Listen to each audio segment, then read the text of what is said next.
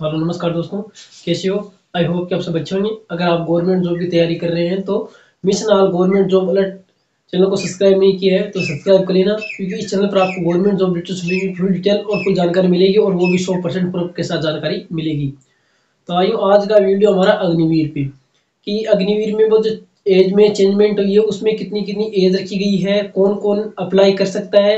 तो 2023 में अब जो वैकेंसी आएगी नई, जो अग्निवीर 2 आएगी, उसमें कौन कौन अप्लाई कर सकता है, उसमें एज में चेंजमेंट हुआ है तो क्या एज रखी गई है, कौन कौन बंदा अप्लाई कर सकता है, उसके रिलेटेड वीडियो है। तो वीडियो को एंड तक वॉच करना, ताकि आपको पता चले कि भाई कौन कौन अप्लाई कर सकता है, कौन कौन अप्लाई नहीं कर सकता है। अगर जिन भाइयों की एज खत्म हो गई है तो बहुत ही जल्द टीए की वैकेंसी आ रही है, तो अपनी तैयारी है वो जारी रखें। और जो अग्निवीर की तैयारी कर रहे हैं उनको बताना चाहता हूँ कि आपकी पहले रिटर्न एग्जाम होगी पहले, तो रनिंग के साथ साथ रिटर्न एग्जाम एग्जाम पे भी ध्यान दें, ताकि आपका जो रिटर्न क्लियर होने के बाद में आप रनिंग क्लियर करके जो अग्निवीर में ज्वाइन हो सकते हैं। तो एज में क्या क्या चेंजमेंट हुए वो मैं आपको बताऊंगा। तो पहले एज क्या रखी गई थी, 2000 जो 22 में वैकेंसी हुई थी, 2022 में जो वैकेंसी हुई थी उसमें आपको आपकी जो एज रखी गई थी वो 23 रखी गई थी, जीडी की, जीडी। लेकिन अब ऐसा नहीं है, आपकी एज है वो चेंज हो चुकी है। मैं आपको जीडी की कल टेक्निकल सबकी बताऊंगा। पहले ले लेते हैं हम जीडी की, फिर आ गया अपना कलरक, फिर आ गया ट्रेडमिन, फिर आ गया टेक्निकल। तीनों की बताऊंगा, इन चारों की बताऊंगा। जीडी की पहले क्या थी, 17.5, साढ़े साढ़े सत्रह से साढ़े सत्रह से साढ़े सत्रह से थी 21, और कलर की होती थी साढ़े साढ़े सत्रह से 23, और इस ट्रेडमैन की भी होती थी 17.5 से 23, और टेक्निकल की होती थी 17.5 से 23। ये थी 2022 में। अब ऐसा नहीं है, आपकी जो एज है उसको चेंज कर दिया गया है, और ये कोई फेक वीडियो ऐसा नहीं है। ऑफिशियल जो वेबसाइट है जॉइंट टेरिटोरियल आर्मी की, उस पे वो नोटिफिकेशन है वो आ चुका है।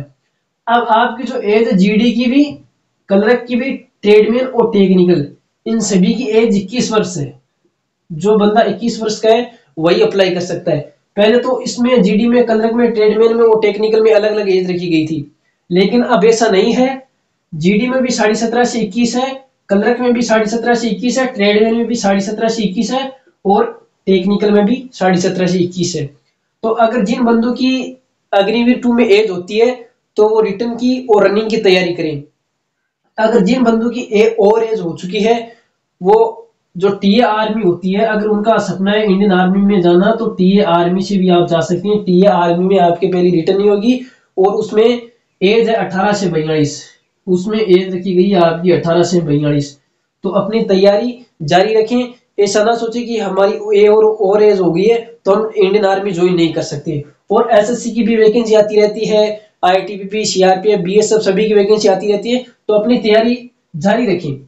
इनमें एज घटाई गई है, उनमें अभी तक कोई चेंजमेंट नहीं हुआ है, उनमें वही एज है जो पहले थी। टीए आर्मी में 18 से 42 वर्ष एज है, वो पहले थी वही अभी है। तो अपनी तैयारी है वो जारी रखें, और जिनकी एज है वो रिटर्न पे ज्यादा ध्यान दें, क्योंकि अब आप पहले आपका रिटर्न होगा। और एनसीसी का बताना चाहता हूँ कि जिन बंदों ने एनसीसी का सी सर्टिफिकेट है उनका एग्जाम नहीं होगा।